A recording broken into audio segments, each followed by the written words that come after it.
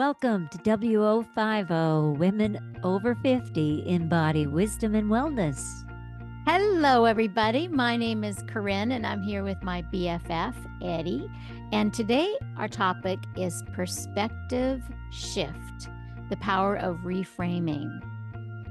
Yeah, it was a great discussion. We went down a lot of highways and roads and obstacles and lots of growth talk and references, right?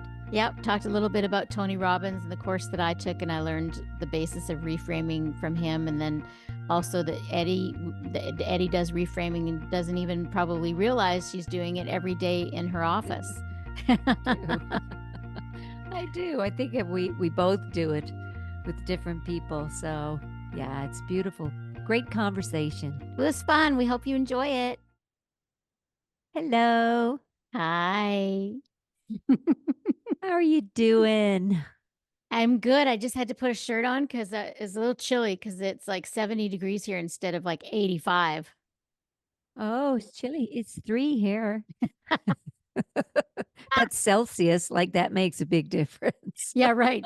He's Celsius, 30 you something. double it and add 32. So 6 plus 32, 38 degrees. And I'm 70. Oh, okay. Sorry. Yeah. But it was warmer than that this morning. It was like, 50 something Fahrenheit. Yeah.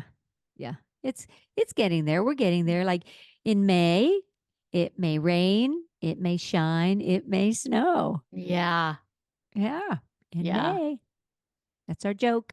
Uh-huh. But it's getting there. The sunshine was here, so that's good. That's good. It's very important. So I guess Just you got to shift our perspectives. That's right, Eddi. And you just went right into our topic today, which is shifting perspective shift, the power of reframing. So we wanted to talk today about what is reframing, how do you do it, why would you want to do it, and what we can talk about what it, because it probably means different to each of us. We'll talk about that. So it's like I guess the simplified version of is looking at the glass half full, but it's so much more complicated than that. I think a lot of the language on reframing is around reframing aging. That's one of the big ones, right? Just how we look at aging and our bodies and our self-image and all that, and just what we're saying to ourselves. I mean, we had a little chat earlier. We were talking. I was like, oh, I got a couple of pounds on. I'm feeling bloated and I'm just, and because we're coming out of winter and just shedding stuff. And then after we chatted for a little bit, that's good. I kind of reframed it again and got a new perspective on it. And it's, my goodness gracious, we're like over 50, over 60 now. Yeah. And the perspective keeps changing, and how we're looking at our bodies. And I'm just delighted, my goodness, I'm doing a pickleball tournament tomorrow, that I can move and I can play, and there's no aches in my bones. And so yeah, I'm reframing that. And I think what I had said to you when you were talking about feeling uncomfortable and you've had guests, you've had, Mother's Day and a lot of people over and, maybe some different foods and, you are a sensitive being. You're very sensitive and you're used to feeling being pretty impeccable with everything. And you're not used to feeling like bloated and uncomfortable and a little heavy. Yes. And so I had said, sometimes it's good to just lean into that discomfort instead of fighting it and being pissed off and being, just lean into it. Or another way of reframing it, depending on who I'm talking to. But so that was what I was drawn to say to you, was just soften into feeling uncomfortable. That's right. Yes. But if it was somebody else, I might say, maybe that's your fuel to change your eating habits. Use that discomfort. Like for you, it's not the answer I would ever give you because you don't need any of that. But if it was somebody else that was complaining about feeling uncomfortable and bloated and heavy, I would say, you can use that as fuel to be motivating. So that's part of reframing. And it's also too, like when there's a lot on your plate, like a lot of thoughts and a lot of things you're doing and a lot of to do, it's you get out of your routine. So sometimes that happens, right? Your Mm-hmm. workout that routine that we do, and um, yeah. So it's just kind of reshifting that. Yeah, and also too, sometimes people will dread something, right? They'll be like they've got somebody coming to visit a relative that they don't know very well and they're dreading that, or a trip that they have to go on with their family or something, or maybe somebody switches out their partner in pickleball, or anything at all that you might be dreading. And for me, I refuse to dread something, so I always try to shift it somehow, either shift the Mhm. perspective or change the situation, add something into it that's helping it, because I feel like life is way too short to dread anything. Yeah. I think embrace it more. Just Yeah, embrace figure out something about how it. to embrace it, Yeah. how that's Yeah. gonna happen. Yeah, because if you changed up, the tennis partner or pickleball partner, that you may have one of your better games. You don't know. But you just Mhm, go, oh, I wonder. I wonder what is going to happen here. Because change is something, we all get a little uncomfortable with, especially as we get older, right? And reframing how we eat or how we travel or even what we use for to makeup wise or how we do our hair or it's interesting. We keep shifting and changing things, and it should be for the better, don't you think? mhm. Yeah, so Yeah. it's interesting, you're going in a little slightly different direction than I was thinking about for this reframing Well, I conversation. know. No, we'll come back into your lane again, but that was another little kind of sideline, little sidebar that I Yeah, just yeah. Yeah, it's okay. No, jumped no, no, into it's there. Yeah. totally fine. Because, Yeah. like I said, we think differently about it, and you're gonna have different conversations with your people in your office about Mhm. reframing, right? Probably Mhm. with some kids, you're really good at talking to kids about changing their eating and how to look at it. You've Mhm. had several stories like that, so I think you're constantly doing it, and maybe don't even realize that that's what you're doing. Yeah, yeah, that's a good point because I had a little guy the other day. We had a great session, and then his mom sends me a text and said, "Life is never going to be the same in our house and it's taken me longer to shop because he's reading every package box now." I was like, "Oh boy." She goes, "Oh yeah, he wants to see how much sugar is in all these cereal boxes that they claim." And I said, "Well, first clue is the cereal box if it's got colors on the front of it, like Fruity Loops or whatever, then it's probably got a lot of sugar or Cocoa Puffs, right?" It's like, so I gave him a little heads up and he was like in awe about it. So now he's Oh, reframing really how he eats cereal, what his yeah, choices are. yeah. Yeah, That's with it. beautiful. One of my favorite stories, and when I became aware of this, is when I took the Tony Robbins coaching. It's called Robbins Madanes coaching program. And Tony Robbins was really the man who coined the phrase life coach. He was actually coaching like Magic Johnson, Princess Diana back in the day. Um, and and he went on Larry King, and Larry King says, what is it that you do, Tony? And he goes, well, you know how every great athlete has a coach? He said, that's kind of what I am. I'm kind of like a life coach. Tony Robbins coined that phrase, and now like everybody talks about life coaching, and seems there's all this training, or people call themselves life coaches. But I took the Tony Robbins training course, and I took it like a year after they developed the training that they came up with it. So this is Mhm. back in 2006, I think. So we were trained. It was a I don't know, it took me probably 6 or 8 months to go through the training, and it was a lot of online watching Tony in action, because they've like filmed everything he's done for 35 years. Now it would be 45 years.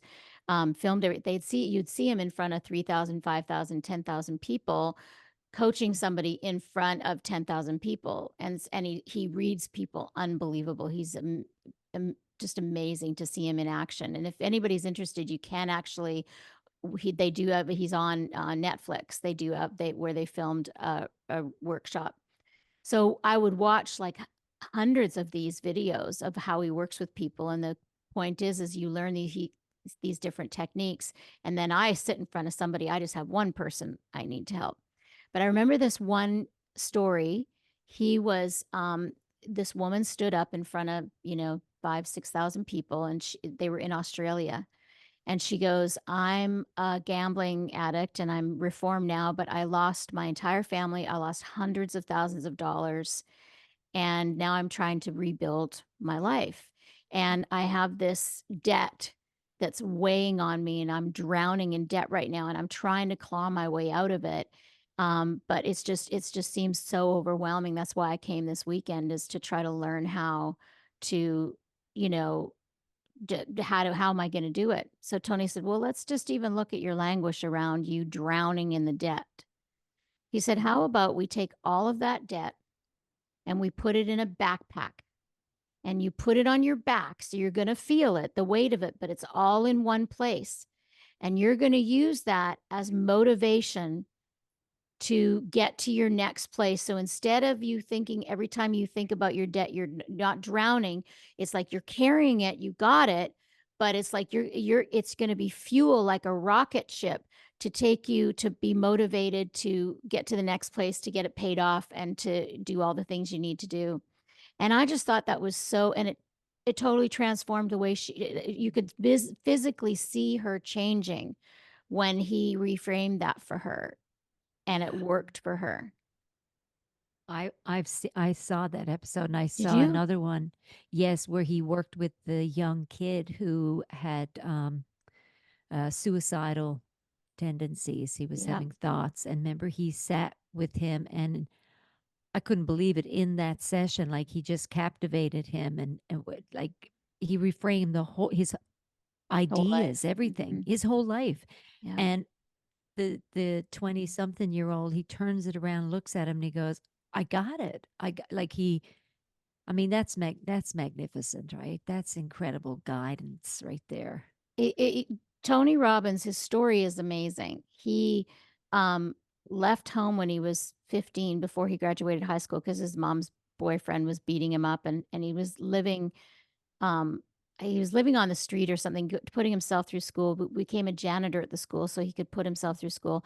And when he started making money, he put all of his money into these cassette tapes back then of motivational stuff. So by the time he was in his 20s, he was working at Fortune 500 companies, helping people, succeed and be positive and live a good life.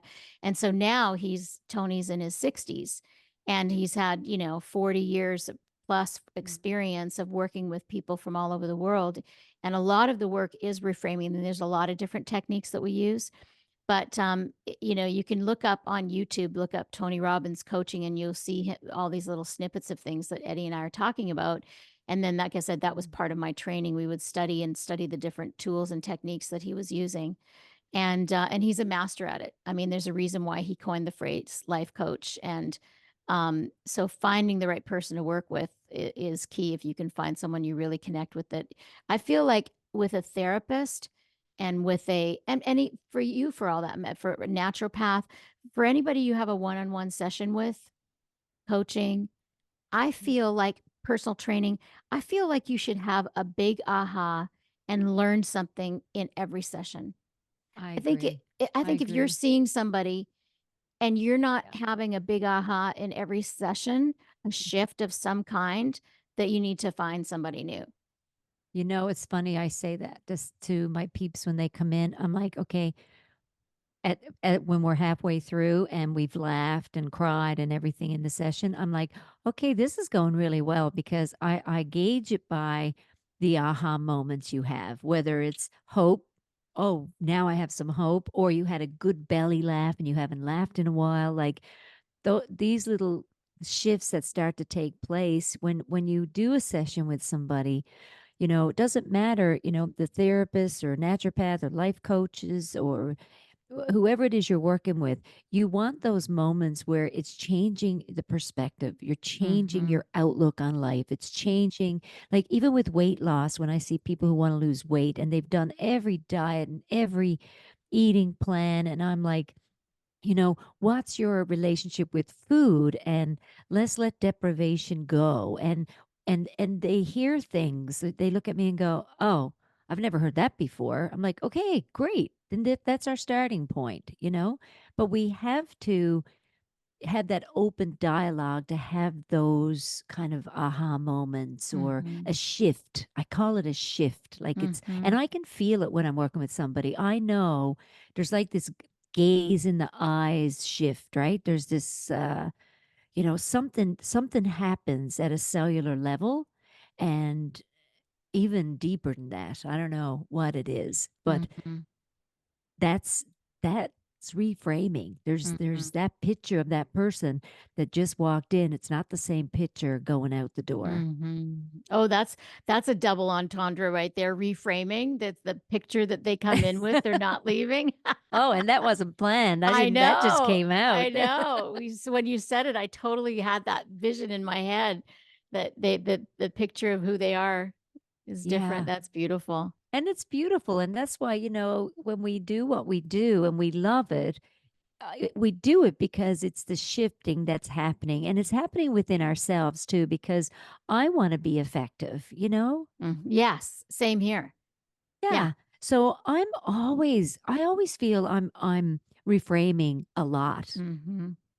with how Mhm. I approach people these days, what my health, even with menopause, like even we send stuff back and forth to each other, and you sent me a link, and some of the things this person said irritated me a lot. And then I was like, okay, I agree on this fact then. Let's reframe the wording around support for menopause. And instead of calling it bioidentical hormones, let's call it compounding hormones, because she calls it's the only real hormones are the compounded ones, and they're prescription and they're double blind studied. And I'm like, oh, hang up a minute now, because there's also other things like rhubarb root and black cohosh and a lot of these herbs that are beneficial as well.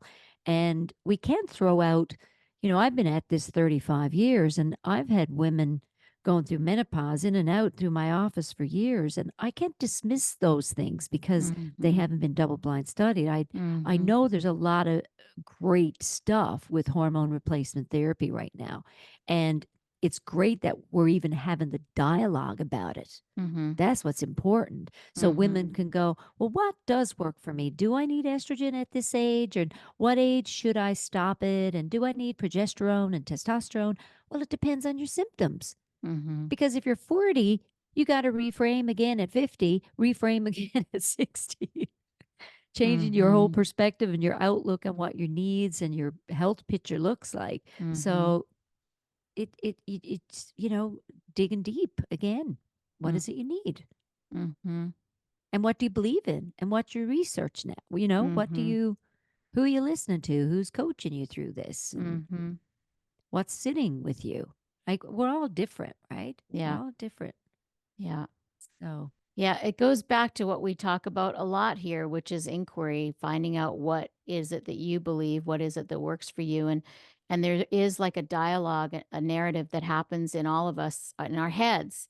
And even though, especially I talk about how most of the dialogue within your own head is not, it's just like random stuff that you're not even aware of until you sit down and meditate, and then you're like, whoa, overwhelmed yeah, with all these thoughts. Where did they come from? But they've always been there. And yeah, so to become more self-aware is to notice, what is in your head, what is the self-talk. And a lot of times the self-talk, if you had a megaphone that was blasting out everything that went through your mind, I mean, it would be mortifying for most of us, right? We don't even want to hear yes, what goes on in our heads, let alone other people hearing it. So yes, reframing how you talk to yourself, how you talk to your doctor, what your requests, noticing how you think about things is hmm, really, really important because s- so as we think, so we become. Like when we talked last week about intentions, and so yeah, first something is an intention, and then it's more a thought in your forefront, and then it becomes maybe spoken word or an action, and then it becomes your life. And so noticing how you think about things is important. And there are those of us, like, I feel I was blessed with a very, very positive mind. Like, I know my mom, as we know, my mom was super positive, and I got that gene. And I know that most people aren't as naturally positive as I am. Like, I know that is a gift Yeah. because a lot of people have to work hard at being positive or work hard at not being negative once they become aware, because those are all neural pathways. Mhm. So I was blessed to have that. That kind of came quite easily to me because my mom, I learned from my mom, and whether it was genetics, but it was there. But then if you have a neural pathway of sort of being a little bit more depressed or negative thinking, that's neural pathways that you have to change. And Yeah. that takes effort and awareness. And meditation is something that helps create new neural pathways, but it's literally takes thousands of repetitions. So as a life coach, that's what I'm looking at is how do you feel about things? How do you look at things? What is your natural way? And what do we need to shift? Yeah. I agree. I was like you. I was born positive as well. That was my kind of lane I was in, and many challenges as a child and growing up, and I just was that person that always saw the glass, Yeah. full. Mm-hmm. And every and when I look back now, like every obstacle seemed like an opportunity for growth, but I those are the words I use now. But back then it's like, oh well, I'll just do it that way then. It wasn't, I didn't know this was growth that was happening. But Mm-hmm. it's because that was my innate, it was my nature. I was Mm-hmm. just born this way, like Lady Gaga. We're just born that way. Mm-hmm. So, and some people have to work really hard at that. Mm-hmm. Their thoughts, their thinking, it's negative.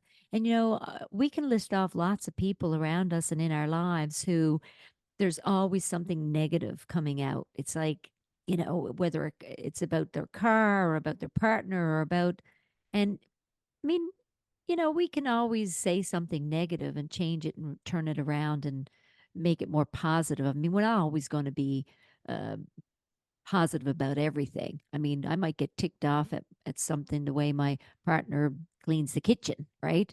So I'm going to go, is this, wow, how do you make it so messy? And then I'm going, okay, at least he's cooking. And then I'm Exactly. going, That's a I good can clean it reframe. up. Yeah, Yeah. it's a good Yeah. reframe, right? It's he's cooking and I can clean this up. This is good. But then there's some people, right? They'll go, "Why do you do this?" And becomes pattern. Why do you Yeah. make such a mess? And they complain all the time. Well, then the person stops cooking. So it's like, oh boy. So there's always a recall on yourself, and even growing up, like when I look at even my sisters and they're coming in and they're in my space and I'm not in their space and I'm going, why are they in my space? But that's just who they are. And my That is. reframing piece around it then was, well, I'm just going to get out of here. I'm just going to go run in the woods, grab my bike and take off because it's starting to tick me off. So instead of getting mad or yelling at them, which would be useless anyway, Yeah. my sisters, Mm-hmm. I hopped on my bike and off I'd go, Mm-hmm. or grab my guitar and go write a Mm-hmm. song, or, something, Mm-hmm. read a book, become the Mm-hmm. character in the book. We can catch ourselves a lot. I think that's the point of perspective and reframing is, Mm-hmm. and that awareness you talk about, right? Mm-hmm. Being aware of how you look at things. Hmm. And it's not about being a Pollyanna, as you said, not being No, positive about everything. It's not about being a Pollyanna no, at all, no, which that just means about looking at everything positive. That's not what we're talking about. no. It's about reframing things in a way that will work for you in your life, and that actually starts with seeing life as it is, seeing things as they are, because most people will either see things worse than they are or better than they are. So a negative type person will see things worse than they are. They'll see the glass half full. And a positive person might see things better than they are. They might be a Pollyanna and be, and it's not really about either one. It's about really just seeing things, a situation just as it is. And once you see it as it is that what's the story that you're going to create around it in your head, because we have these stories that we create and this language that we create, but you're not Pavlov's dog. You're not ring the bell, salivate. You are until you become self-aware. So before you become self-aware, you can be a because of your childhood have certain reactions and be Pavlov's dog, and not aware that you have choices of the way you look at things and the way you say things.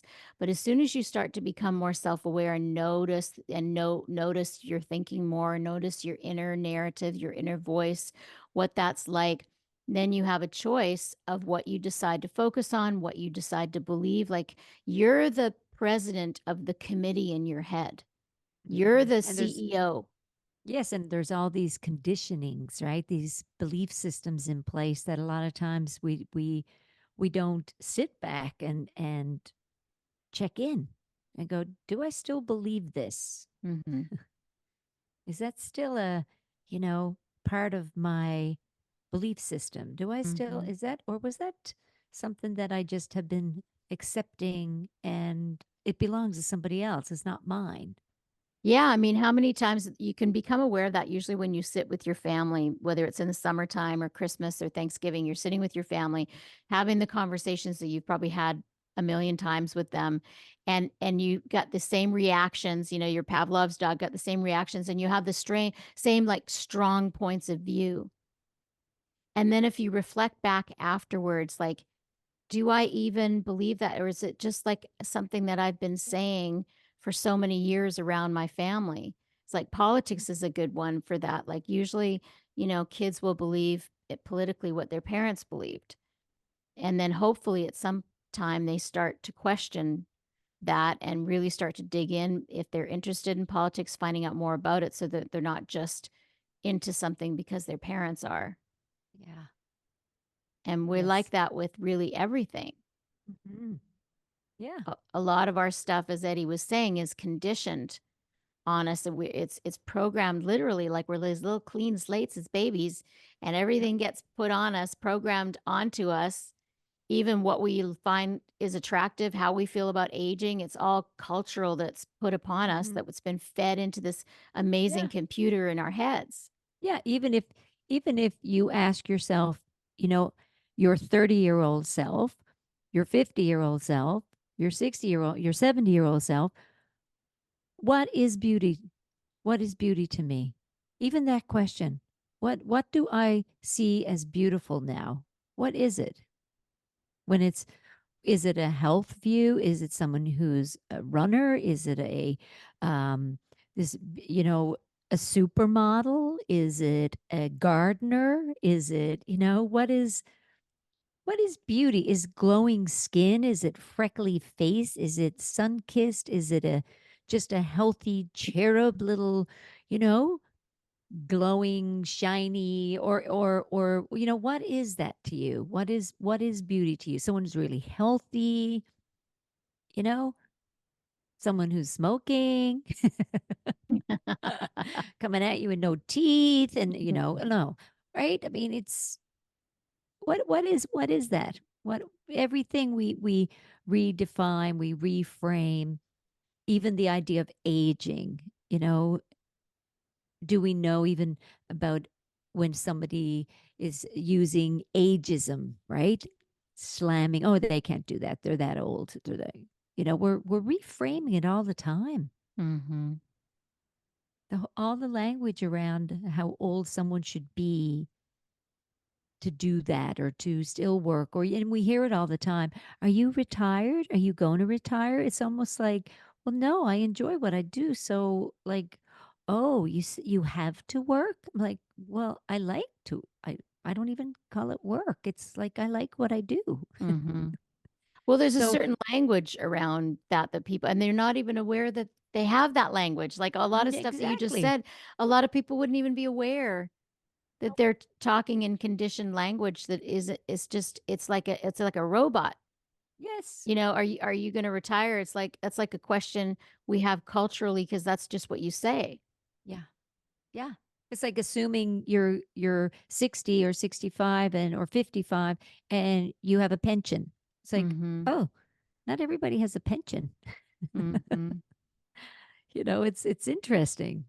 Everybody's it's really interesting when we look at what we reframe as we get older. Because I mean, this is what our podcast is, right? WO50 after Women over 50. 50 embody Yeah. wisdom and wellness. We And have what a does lot of that even mean? Right? yeah. Well, what is Like wisdom to you? What is wellness to you? being wise and being over 50 to me is now wise. Maybe when I was 20, being over 50 was old. It was ancient. Yeah.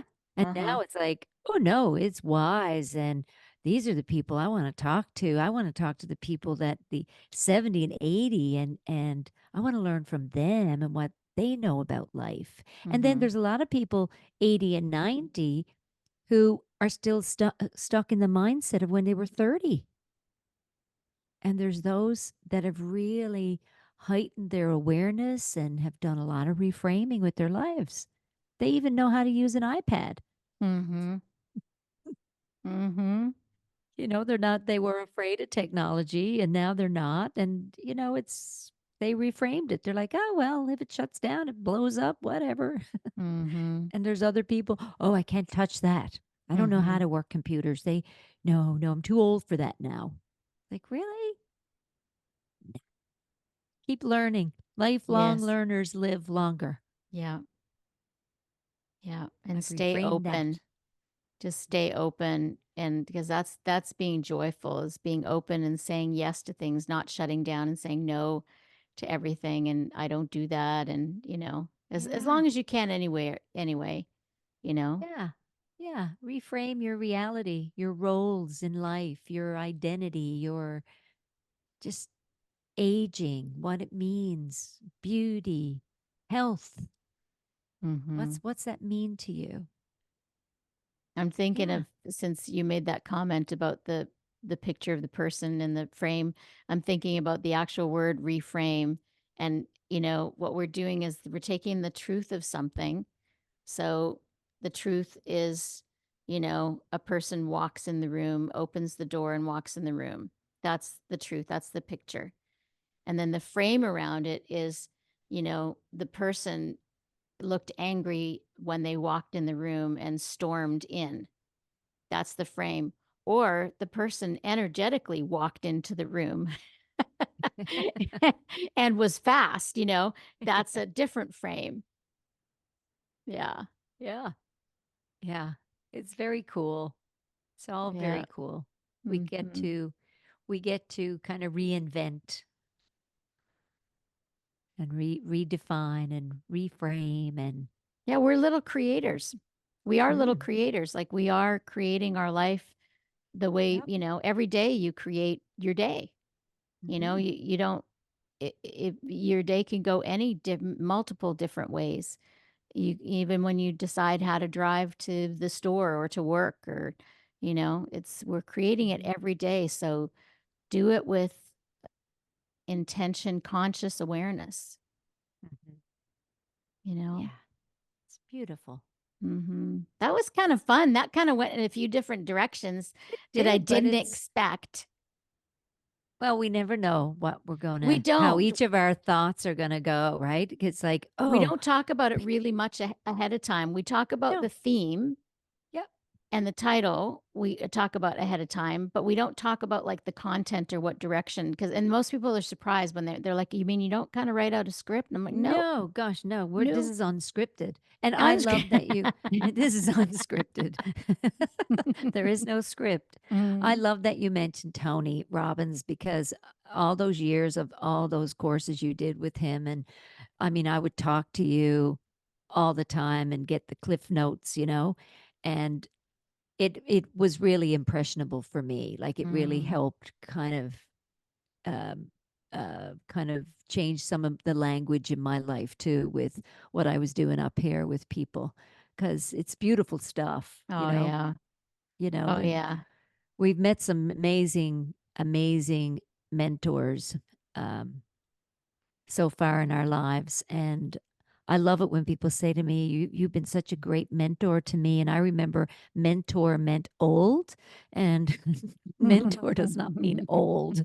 And when someone says you're a mentor, I'm like, oh, this is so great. I love Yes. that I'm doing this now, right?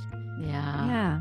Because once you get to a certain point in your life and you have all this knowledge to share, it's so beautiful. Like I love to share what I know. We've both been like that our whole lives. Mm-hmm. Yeah. And here we are again, another podcast where we share more stuff. Yeah. Yeah. And we were already on the phone, I think, for like 2 hours before we even started recording this one. So We were just sharing. we had a lot to catch up on. Oh, we did. I was decompressing some things, and we're just sharing, doing our friendship thing, which is great. Yeah. Yeah. Yeah. Oh, that was fun, Eddi. Thank you. It was. Thank you, and thank you all for listening. Yes, thank you so much for listening. We really appreciate y'all. I mean, we're here just, doing what we do anyway, and the fact that we can record it and there's people that are getting something out of it, it really means a lot to us. So, I hope you all have just a beautiful, beautiful day or evening wherever you are at, and that you learned something about reframing and are going to use it. Same. Have a great day.